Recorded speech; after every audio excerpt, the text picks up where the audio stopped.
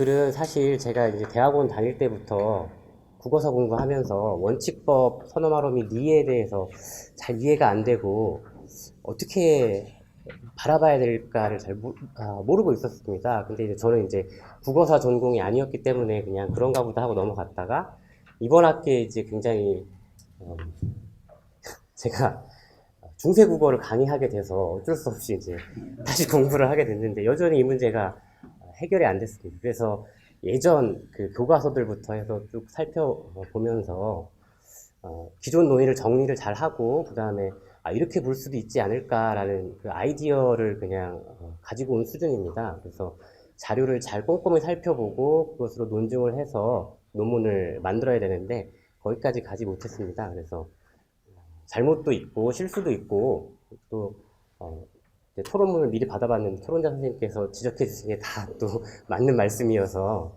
제가 여기서 발표하는 게 좀 죄송스럽다라는 말씀드리고 아이디어만 그냥 이렇게 생각할 수도 있겠구나 라고 받아들여 주셨으면 좋겠습니다. 그러면 논문 읽어가면서 바로 하겠습니다.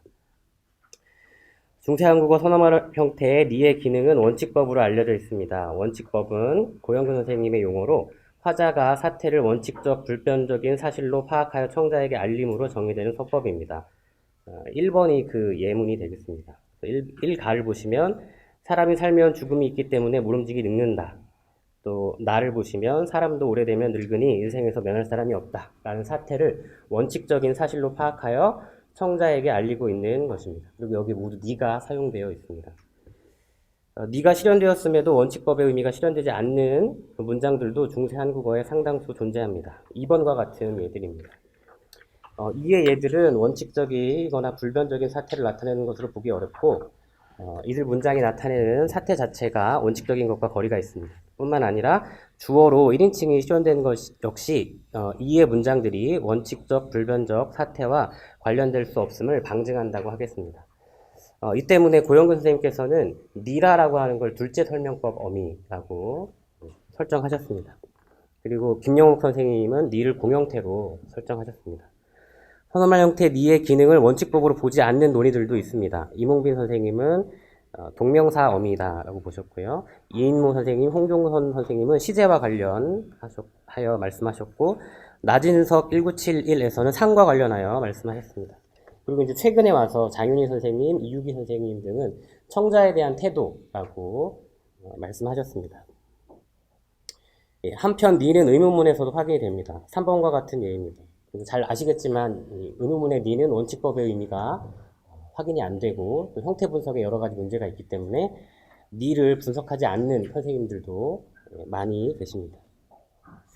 그래서 의문문의 니를 평서문의 니와 다른 것으로 파악하는 논의들도 있고 같은 것으로 파악하는 논의들도 있습니다. 이것을 정리해보면 4번과 같이 할 수 있겠습니다.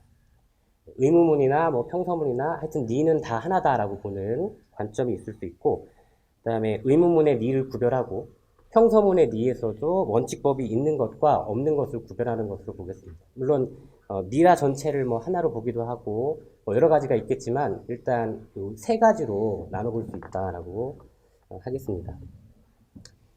183페이지 5번을 보겠습니다. 5번은 니의 기능을 어떻게 파악하느냐에 따라서 다시 분류를 해보는 것인데요. 동명사적인 관점으로 보는 것, 시제나 상과 관련되어 설명하신 것, 서법의 관점, 청자에 대한 태도의 관점으로 보겠습니다. 비교적 초기의 연구에서는 동명사적 관점으로 파악하고 그 다음에 그것을 시제나 상과 관련하여 설명을 하셨고요. 고영근 선생님 이후로는 원칙법이라고 하는 서법으로 설명하고 계십니다. 그리고 최근에 와서 청자에 대한 태도와 관련된 기능으로 보려는 논의들이 확인이 됩니다. 2장으로 넘어가겠습니다. 문법 형태소의 의미 기능을 확인하기 위해서는 그 출현 환경을 파악하는 것이 우선입니다. 어떤 문법 형태소가 특정 환경에서 자주 실현되지만 또 다른 환경에서 잘 나타나지 않는다면 이는 그 문법 형태소의 의미 기능과 관련된 제약 때문일 것이기 때문입니다. 중세 한국어 니의 출현 환경은 기존 논의들에서 비교적 상세하게 정리되어 있습니다. 허웅 선생님, 고영근 선생님, 이유기 선생님의 논문을 정리해 봤습니다. 6번, 184페이지의 6번은 허웅 선생님께서 제시하신 것을 제가 나름대로 정리를 한 것이고요. 보면 종결어미와의 결합에서 설명법, 의문법과 결합을 하고 그 다음에 선어말 어미로 그 다음에 선어말 어미로 시, 삽, 이와 같은 것과 결합을 하고요. 그리고 서법과 관련해서 직설법, 회상법, 추측법, 확인법, 감동법 등과 결합하는 예들을 확인할 수 있었습니다. 다만 감동법 같은 경우는 의무문으로만 실현이 되었습니다. 그리고 10번의 예를 보시면 인칭 의도법의 오와 결합된 것으로 볼 수 있는 예가 확인이 되었습니다. 고영근 선생님께서는 원칙법으로 볼 수 있는 니에 대해서만 정리를 하셨는데요. 11번처럼 정리할 수 있을 것 같습니다. 종결 어미로 설명법 다와 결합을 하고 상대높임법으로 하라체, 하수셔체, 그리고 반말에 사용이 되었습니다. 선어말 어미로 서법 선어말 어미, 그다음에 인칭 의도법 실현되는 것으로 보셨습니다. 186페이지의 두 번째 문단으로 넘어가겠습니다. 이육이 2013에서는 니의 출현 환경을 제약의 관점에서 정리하셨습니다. 이육이 2013에서는 다원론적 관점에서 평서문의 니, 의무문의 니를 다른 형태로 파악하고 있습니다. 여기 그 밑에 있는 번호는 제가 4번에 매긴 번호를 그대로 가져와서 사용하고 있습니다. 14번을 보면 문장 종결법에서 니는 평서문 의무문에 쓰인다. 다만 평서문에서 원망구문, 감탄구문, 약속구문에 쓰이지 않는다. 어석구문에서 니는 어석구문의 NP 서술어에 쓰이는 일이 극히 드물다. 접속구문에서 니는 접속어미와 결합하지 않는다. 라고 정리하셨습니다. 앞서 6을 통해 살펴본 바와 같이 니는 설명법, 의문법, 어미와만 결합합니다. 이육이 2013에서는 평서문 중에서도 원망구문, 감탄구문, 약속구문에 니는 실현되지 않음을 지적하셨습니다. 이를 근거로 선어말 형태 니의 기능을 플러스 상관성 장면과 관련되는 것으로 추정하였으나 이는 재고의 여지가 있어 보입니다. 다음으로 어석구문의 NP 서술어에 대해 살펴보겠습니다. 어석구문이란 중세문헌의 협주 가운데 단어의 뜻풀이를 주로 하는 구문으로 사전적 해석, 용어의 외연을 지정하거나 지시 대상을 지정하거나 객관적 정보를 보충하는 등의 기능을 하는 구문을 말합니다. 이 구문의 서술어가 NP일 경우에 니와 결합하는 일이 극히 드물다는 것입니다. 15번이 그러한 예들이고요. 16번의 예는 어석구문인데도 니가 실현된 경우입니다. 어석구문에 니가 실현되지 않는 것을 이유기 선생님은 어석구문이 객관적 통보 상황이기 때문에 그렇다라고 하셨는데 16번 보시면 이제 NP 서술어가 아닌 경우에는 니와 결합할 수 있어서 이것은 어석구문의 특성이라고 보기에는 좀 어렵지 않나라고 생각을 하고 저는 이게 동명사어미였기 때문에 명사 서술어와 결합하지 않는 것은 아닌가라고 생각했습니다. 14다에서 지적한 바와 같이 선어말 형태의 니는 접속어미와 결합하는 예를 찾아볼 수 없습니다. 유사한 형성 과정을 갖는 선어말 어미 니가 여러 접속어미와 결합하는 것을 고려할 때 이것은 니만의 결합 제약임을 알 수 있습니다. 한편 선어말 어미 니는 명사형 어미, 관형사형 어미와 결합할 수 없습니다. 이는 니의 기원적 구성이 동명사 어미와 관련된다는 점에서 납득할 만한 제약이라 할 수 있습니다. 다만 이 경우에도 니는 관형사형 어미 니은과 결합할 수 있는 것이 확인이 됩니다. 188페이지로 넘어가겠습니다. 3장에서는 아까 그 5번에서 보여드렸던 그 여러 가지 관점에 대해서 정리를 해보도록 하겠습니다. 먼저 동명사적 관점입니다. 중세 한국어의 선어말 형태 니는 기본적으로 동명사 어미 니은과 개사 이의 결합에 의해 형성된 것으로 볼 수 있습니다. 람스테드, 양주동 선생님께서 말씀하셨고 김한진 선생님께서는 NL 계열의 명사문이 알타이저에 존재했음을 밝히고 중세 한국어 니라 역시 이러한 구성에 기원을 두는 것으로 보았습니다. 다만 니은, 리을 플러스 이라 구조가 와해되어 15세기 이전에 이미 선어말 어미 니로 재구조화되었음을 말씀하셨습니다. 한편 이몽빈 선생님께서는 중세 한국어 공시적으로도 여전히 동명사 어미로 분석할 수 있다라고 말씀하셨습니다. 17번의 예는 중세 한국어의 예인데 여전히 동명사 어미로 볼 수 있는 경우들을 제시하고 있습니다. 동명사 어미의 기능에 대해 시제상과 관련하여 설명하기도 하고 서법과 관련하여 설명하기도 하였습니다. 이기문 선생님께서는 이들을 시제와 관련된 것으로 말씀하셨습니다. 시제라고 하시진 않으셨고요. 심재기 선생님은 동명사라고는 정확히 말씀 안 하셨는데요. 은에 대해서는 완료성, 결정성, 을에 대해서 마이너스 완료성, 마이너스 결정성, 의미자리를 갖는 것으로 보고 계십니다. 니의 니은을 동명사 어미로 파악한다면 앞서 살펴본 니의 결합제약의 일정 부분을 설명할 수 있게 됩니다. 선어말 형태 니는 일반적으로 평서문에서 사용되지만 원망 구문이나 약속 구문에 쓰이지 않습니다. 이것은 동명사 어미 니은의 결정성, 완료성, 자질과 이러한 구문이 공개하기 어렵기 때문입니다. 이미 완료되었거나 결정된 사실에 대해 바라거나 약속할 수 없을 것이기 때문입니다. 어속 구문에 대한 제약 역시 이해할 수 있습니다. 이것도 니은을 동명사 어미로 본다면 NP서술어와 공개하지 않는 것을 설명할 수 있을 듯합니다. 동명사적 관점을 취하면 선어말 형태 니의 결합제약 일부를 설명할 수 있게 되지만 이것이 공시적으로 선어말 형태 니를 니은과 개사 이로 분석할 수 있음을 확증하는 것은 아닙니다. 기원적으로만 관련이 되더라도 일정한 결합제약을 유지할 수 있기 때문입니다. 김영욱 선생님께서 니라를 하나 니라를 하, 나, 니, 나로 각각 분석해야 된다라는 것을 계열관계, 통합관계를 가지고 18번과 같은 근거를 가지고 말씀하셨습니다. 그래서 공시적으로 니를 중세국어 공시적으로 니를 동명사 어미와 개사로 분석하기는 좀 어렵겠다라는 결론을 내리셨습니다. 시제상적 관점 보겠습니다. 나진석 1972에서는 다음과 같은 용례를 들어 니를 과거를 나타낸 형태소로 파악하였습니다. 19가의 이루닝이다를 이루어 있습니다. 믿고 있습니까? 등으로 과거로 해석을 하셨고 이에 대해서 현재 완료 또는 과거 진행으로 파악을 하였지만 모두 과거 시제를 나타내고 있는 것으로 지적하고 있습니다. 이를 설명하면서 나진석 1972에서는 니의 본질적 의미를 끝남, 그러니까 완료상 정도로 보고 그 다음에 때의 진한적을 표현하는 것을 그 전의로 보면 된다라고 기술하였습니다. 홍종선 2008에서는 니의 기능을 과거로 그리고 이것이 시제를 나타내는 선어말 어미와 결합할 때는 시제의 의미를 잃는 것으로 설명하셨습니다. 21번 예문으로 넘어가겠습니다. 중세한국어에는 니 없이도 과거 시제로 해석되는 구문이 존재합니다. 21의 예들은 모두 과거로 해석될 수 있습니다. 그리고 이 경우 그 영형태의 부정법이 동사어간에 영형태의 부정법이 실현돼서 과거로 실현된 것으로 파악할 수 있습니다. 그래서 부정법을 인정한다면 니가 과거 시제다라는 것은 유지될 수 없는 것으로 보겠습니다.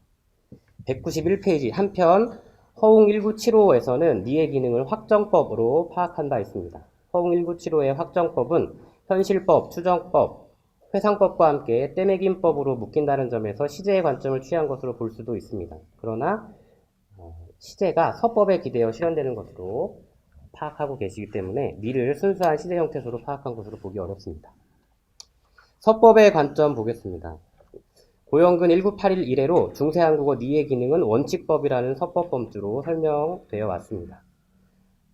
이것은 현대국어에서도 여전히 유지가 되고 있어서 표준국어 대사전에 니라, 느니라 항목을 찾아보면 22, 23번과 같이 설명이 되어 있습니다. 여기에 이제 의미 기능과 관련된 것은 크게 두 가지로 살펴볼 수 있는데요. 진리나 을에 있는 사실, 그리고 그것을 가르쳐준다, 일러준다 라는 것으로 나눠볼 수 있겠습니다. 고영근 선생님의 정의도 원칙적 불변적인 사실, 그 다음에 청자에게 알림이라고 하는 것으로 나누어 볼 수 있습니다. 먼저 앞의 것을 살펴보면 192페이지로 넘어가겠습니다. 사전에 나온 예문들은 느니라나 니라가 결합돼서 원칙적인 사실로 파악이 되지만 느니라나 니라 없이도 24번처럼 진리나 을에 있는 사실로 해석될 수 있을 것 같습니다.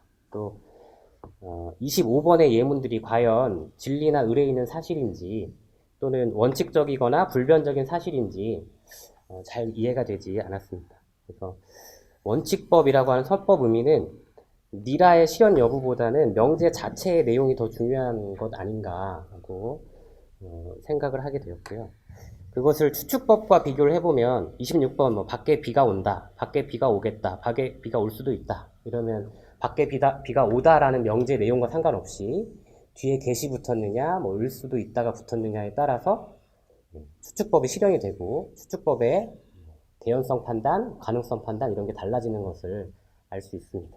그리고 27번의 예를 보면 사람들도 늙으면 다 죽겠지 이렇게 하면 명제 자체는 원칙이나 또는 뭐 진리에 가까운 내용이지만 get을 붙여서 그것에 대해 개연성을 부여할 수 있습니다. 그래서 추측법과 원칙법을 비교해 보면 원칙법은 명제 내용이 훨씬 중요한 것 같고 추측법을 나타내는 형태가 붙었느냐 그렇지 않느냐가 훨씬 중요한 것 같습니다.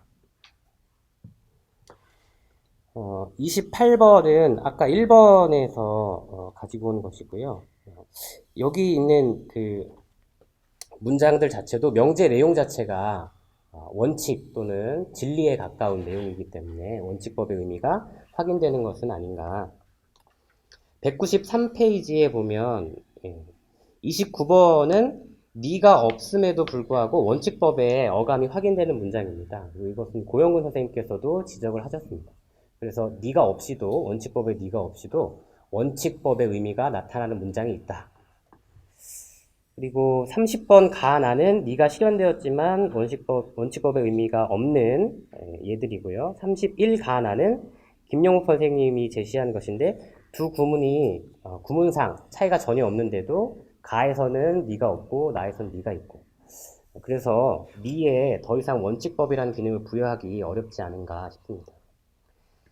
한편 고영근 1981에서는 30과 31의 니라에 대해 둘째 설명법 어미라 명명하여 이들을 원칙법 니와 구별하고 있습니다. 둘째 설명법 어미의 니라는 원칙법의 의미가 없음을 인정하고 계신 것입니다. 문제는 원칙법의 니와 둘째 설명법의 니라를 어떻게 구별할 것인가입니다. 고영근 선생님께서는 이것을 원칙법의 통보적 기능과 관련하여 설명하고 계십니다. 앞서 우리는 원칙법이 진리나 을에 있는 사실을 나타내는 기능과 그것을 일러준다, 그것을 가르쳐준다 라고 하는 기능으로 구분할 수 있음을 살펴보았습니다.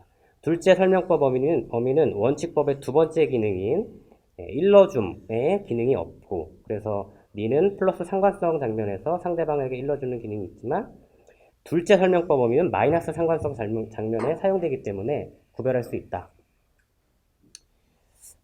통보적 기능만으로 원칙법과 둘째 설명법이 구별된다면 원칙법은 더 이상 진리 또는 확정적, 불변적 사실이라고 하는 기능을 유지할 수 없을 것 같고요. 그렇게 된다면 원칙법이라는 서법 범주도 고수하기 어려울 것으로 생각됩니다. 마지막으로 그 다음으로 청자에 대한 태도의 관점을 보겠습니다. 원칙법의 기능 중 청자에 대한 통보적 기능만 인정하게 되면 이는 더 이상 서법 범주로 남기 어려울 것입니다. 니의 이러한 의미를 화용적 기능으로 파악한 논의로 장윤희 선생님, 이유기 선생님 등이 있습니다. 장윤희 선생님 논의에서는 원칙법을 인정하고 둘째 설명법 어미의 니라의 니를 실제 청자를 염두에 둔 듯 말하다 정도의 의미를 갖는 선어말 어미로 파악하셨습니다. 그 근거는 32번과 같습니다. 실제 대화 상황에서 다가 동사어 간에 직접 결합하는 경우가 없다. 니라는 가능하다. 의미 해석 구문에서 글자의 개념적 의미를 제시할 때는 다만 사용되었다. 장윤희 선생님이 말씀하신 이 나하고 그 앞에 봤던 그 이유기 선생님이 어석 구문이라고 했던 거랑은 좀 차이가 있습니다. 33, 34, 35가 장윤희 선생님께서 제시하신 것이고요. 모두 실제 대화 상황에서 화자가 청자에게 직접 말하는 장면의 문장들이고 이때는 선어말 어미 없이 동사 어간에 니라가 결합할 수 있습니다. 34번은 간접 인용문의 예인데 동사 어간에 다가 결합하고 있습니다. 33과 같은 대화 상황에 동사 어간에 직접 다가 결합한 예는 15세기에는 찾아볼 수 없습니다. 35는 의미 해석 구문의 예인데 글자의 개념적 의미를 제시하는 문장들에서는 니라가 사용되지 않았습니다. 한편 동사 어간에 다른 선어말 어미가 결합될 경우에는 실제 대화 상황에서도 종결 어미 다가 사용되었습니다. 번호가 잘못 매겨졌는데 36으로 바꾸면 될 텐데요. 그래서 나, 여, 리, 오 같은 선어말 어미가 개제가 되면 그 뒤에 다가 와서 똑같이 실제 대화 상황에서 사용될 수 있었습니다. 어, 장윤희 선생님 2002년 논문에서는 동사 어간에 선어말 어미가 결합하여 실제 대화 상황에서 사용되는 문장과 동사 어간과 종결 어미가 직접 결합하여 대화에 쓰일 수 없는 문장을 구분하여 후자를 일종의 절대문으로 보고 있습니다. 니라가 절대문의 종결 어미로 쓰일 수 없는 것은 결국 니라의 니가 선어말 어미로 분석되어야 함을 의미합니다. 이때 니의 기능을 실제 청자를 염두에 둔 듯이 말하다 정도로 파악하셨습니다. 그러나 위의 자료는 니라가 절대문 어미로 사용될 수 없으며 따라서 니라의 니를 선어말 어미로 분석해야 한다는 것을 보여주는 것이지 니의 기능이 무엇인지에 대해서 정확히 보여주는 것은 아니지 않나라고 생각해 봤습니다. 그리고 장윤 선생님께서 말씀하신 실제 청자를 염두에 둔 듯이 말하다, 이것은 절대문이 아니다라는 것이지 이것이 니의 어떤 기능이 좀 더 이렇게 명확하게 파악된 것으로 보이진 않는다. 제가 잘 몰라서 그렇게 생각해 봤습니다. 한편 이유기 2013에서는 니의 기능을 인지 요구라고 하셨습니다. 장윤 선생님 논의와 비슷한 것으로 파악됩니다. 마지막으로 공용태의 화석의 관점을 보겠습니다. 아무런 문법적 기능을 지니지 않으면서 형태만 존재하는 것을 공용태라 합니다. 니라에 석출되는 니의 기능이 무엇인지 정확하게 파악할 수 없다면 이것은 결국 공용태가 될 것입니다. 김영욱 선생님께서는 원칙법 니를 인정하시면서 둘째 설명법 어미인 니라의 니를 공용태라 하였습니다. 이렇게 석출된 니의 의미 기능을 찾을 수 없기 때문에 공용태로 파악하였습니다. 둘째 설명법 어미 니라에서 석출되는 니를 공용태라 한다면 니 또는 니라가 보이는 결합제약에 대해 설명할 수 없게 됩니다. 어떤 형태의 기능을 알 수 없다면 그 형태가 보이는 통사적 결합제약에 대해서도 이해하기 어려울 것이기 때문입니다. 반면 해당 형태의 기원과 역사적 변화 과정을 알 수 있다면 그 형태가 보이는 통사적 결합제약의 일정 부분을 이해할 수 있을 것입니다. 기능이 사라지더라도 이전 시기 결합제약은 유지될 수 있기 때문입니다. 공용태 중 그 역사적 기원을 알 수 있는 것들은 언어 화석에 속합니다. 중세 한국어 선어말 형태 니는 기원을 알 수 있기 때문에 화석이라 할 수 있습니다. 물론 어미 구조체 니라의 일부로서의 니가 화석으로 파악이 됩니다. 196페이지. 그래서 저는 둘째 설명법 어미의 니, 원칙법 선어말 어미 니 역시 구분하지 않고 어미 구조체 니라에 남아있는 화석으로 보고자 합니다. 김한진 선생님, 이기문 선생님께서 지적한 바와 같이 선어말 형태 니는 동명사 어미와 개사의 결합입니다. 그리고 심재기 선생님께서 말씀하신 것처럼 니은의 의미는 완료성, 결정성이라고 할 수 있습니다. 그리고 동사를 명사로 만들어주는 기능을 합니다. 니은과 이의 결합은 같은 구조를 보이는 리을과 이와 함께 중세 한국어 시기 이전의 선어말 형태로 재구조가 됩니다. 한이라, 할이라는 더 이상 한이라, 할이라로 분석되지 않고 한이라, 할이라로 분석됩니다. 니의 기원을 알면 그 결합제약에 대해 일정 부분 이해할 수 있게 됩니다. 니가 명령문이나 총유문, 평서문의 약속구문, 원망구문에 쓰이지 않는 것은 니의 기원적 형태인 동명사어미 니은이 완료성, 결정성을 갖기 때문인 것으로 보입니다. 어석구문의 NP 서술어와 결합하지 않는 것도 동명사어미 니은이 명사적 성격을 지니고 있었던 때문으로 보입니다. 공시적으로 선어말 형태의 니에서 동명사어미 니은을 석출할 수는 없지만 이전 시기 결합제약이 니에 여전히 유지되어 이러한 위에서 제시한 문장들에는 니가 실현이 불가능하거나 선호되지 않는 것으로 파악할 수 있겠습니다. 선어말 형태 니의 문법적 기능을 부여하려는 시도들도 있어 왔습니다. 니은의 완료성에 이끌려 니를 완료상으로 보거나 과거시제로 보려 하였습니다. 그리고 결정성에 이끌려 확정법, 원칙법으로 보려 하였습니다.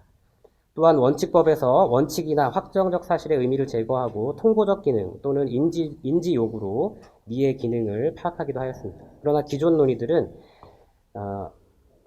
논의들에 제시된 각각의 기능들은 니가 실현된 일부 문장에선 확인되지만 또 다른 문장에서는 그러한 기능이 간추되지 않습니다. 니에 포함된 동명사어미 니은의 완료성, 결정성의 영향으로 위와 같은 맥락이 선호될 뿐 이 중 하나를 니의 기능이라 할 수는 없을 것입니다. 물론 특정 형태가 선호되는 자주 쓰이는 맥락의 의미를 흡수하는 경우도 있습니다. 리가 그러한 경우를 할 수 있는데 리는 니와 같이 동명사어미와 개사의 결합으로 된 구조에서 선어말 형태로 재구조화 되었습니다. 동명사어미 리을은 마이너스 완료성, 마이너스 결정성 자질을 갖는데 이것의 영향으로 리는 확정적이지 않은 상황, 미래 상황을 나타내는 맥락에 자주 사용되었을 것이고 이 맥락의 의미를 흡수하여 추측 또는 미래의 기능을 갖게 됩니다. 리와 달리 리는 구조적으로도 선험할 의미로 분석될 수 있고 기능적으로도 추측이나 미래의 의미를 갖기 때문에 온전한 선험할 어미로 기능하게 됩니다. 그 결과 리는 다양한 접속 어미와 결합할 수 있게 되고 심지어 관형사형 어미와도 결합할 수 있게 되었습니다. 반면 온전한 선험할 어미로 볼 수 없는 니는 이러한 결합이 불가합니다. 중세 한국어 니라의 니는 구조적으로 선험할 형태로 분석될 수 있습니다. 다만 기능적으로 그 의미를 부여할 수 없기 때문에 온전한 선험할 어미로 보기는 어렵습니다. 니라의 니는 결합 단위로는 분석이 가능하지만 기능 단위로는 분석할 수 없는 것입니다. 결합 단위로 분석된 니는 넓게 보면 선험할 어미와 같은 계열체로 보일 수 있으며 이것이 종결어미 니라가 절대문 어미로 사용될 수 없는 원인을 제공합니다. 하나다, 하더라, 하리라 등의 어형과 한이라를 같은 유형으로 파악하여 니라의 선험할 어미가 결합된 것으로 이해하게 되면 니라는 절대문에 사용될 수 없습니다. 따라서 니라가 사용된 문장은 청자에 대한 통보적 기능을 갖게 되는데 이 통보적 기능은 하나다, 하더라, 하리라에 사용된 문장, 그러니까 절대문이 아닌 일반적인 쓰임문의 특성이라고 할 수 있지 통보적 기능을 니에 보유한 것으로 인정하기는 어렵지 않을까 생각했습니다. 결론은 생략하고 마지막 부분에 의문문에 사용된 니에 대해서만 보겠습니다. 본고에서는 의문문에 실현된 니에 대해 살펴보지 못했습니다. 의문문 니 역시 기원적으로 동명사어미와 개사의 구성에서 형성되었고 특별한 의미 기능을 찾아볼 수 없는 점을 고려할 때 평서문과 같이 볼 수 있지 않을까 이렇게 발표를 마치도록 하겠습니다. 발표문을 읽으면서 몇 가지 내용을 정리를 했는데요. 써놓은 내용에 대해서 상당히 동의한다고 하셔서 따로 말씀드릴 것은 없을 것 같은데요. 간단히 이제 그 결론과 관련해서 말씀드리자면, 사실 저는 소노마루미 니에 대해서 크게 관심을 갖고 논문 써본 적은 없는데, 평소에 가지고 있는 생각은, 15세기 소노마루미 더에 대해서 해상법이라는 용어를 떠왔던 것은 상당히 현대적 편견에 의한 것일 가능성이 높다라고 생각을 가지고 있고, 니에 대해서 마찬가지라고 생각하는데, 여기 원칙법이라는 용어를 썼던 것도 상당히 현대적 편견일 가능성이 높다라고 생각하고 있습니다. 그런 면에서 이제 문병련에서 발표하신 결론 부분을 봤을 때 4번에 대해서 동의를 하는데요. 그러니까 15세기의 니를 여러 가지로 나누었던 다원론적 관점보다는, 그러니까 제 개인적인 입장에서는 저는 이론론적 관점이 맞다고 생각하고, 기능은 한 가지라고 보는 것이 좋겠다라는 생각인데요. 다만 5번 언어 화석으로 보겠다라는 것에 대해서는 약간 좀 우려를 가지고 있습니다. 그러니까 그 역시 현대적 편견일 적용일 가능성이 있지 않을까라는 생각을 가지게 되는데요.